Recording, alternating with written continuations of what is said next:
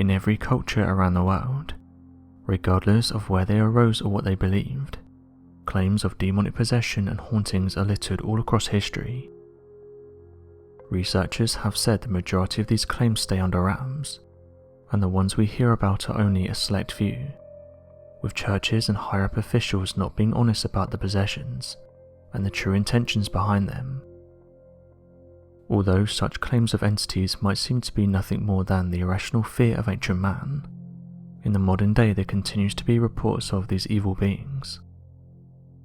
This has in turn caused some to question the true intentions of some priests, as a little digging will show you various groups in which people share their personal stories, and some of these go against the official church rules. Various nuns have come forward and talked about their time with the church, and one thing that is clear is that there seems to be no consistency. Some have stated their experience was great, and they felt closer to God than ever, while others detailed their experience was quite the opposite, causing them to feel more abandoned than when they first started. One sister was even thrown out of her congregation for trying to seek justice for a fellow nun.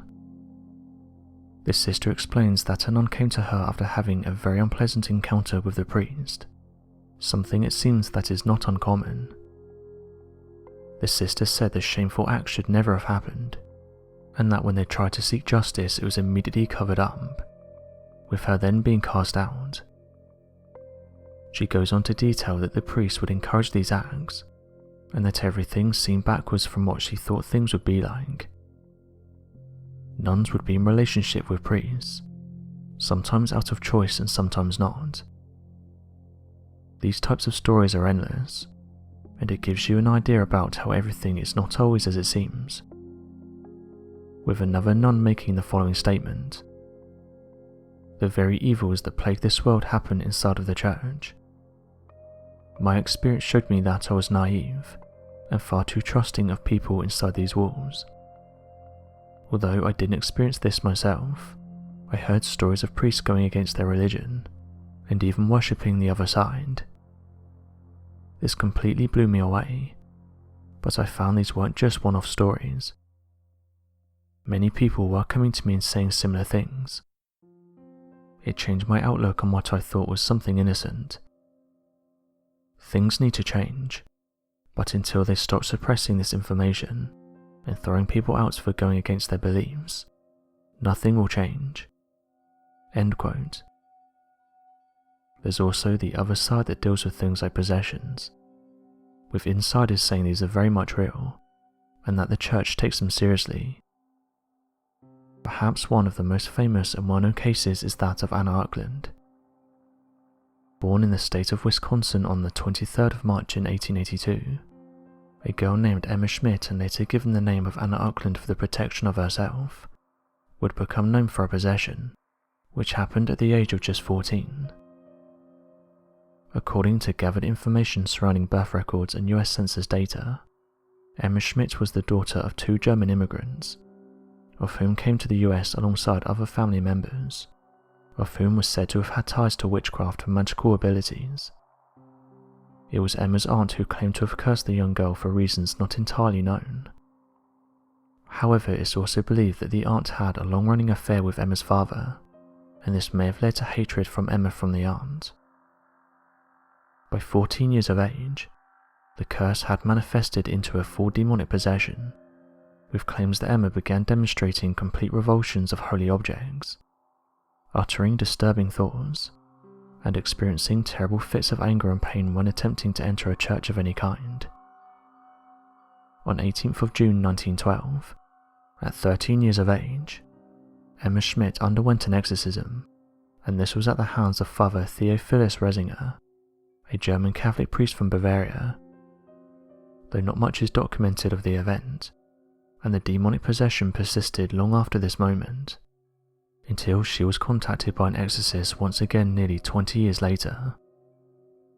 At 46 years old, after the passing of her aunt and father, Emma Schmidt was taken once again by Father Theophilus to the Erling convent, owned by the Franciscan sisters, to undergo another exorcism, alongside his colleague Father Joseph Steiger, of whom suggested extensively documenting the events that would follow.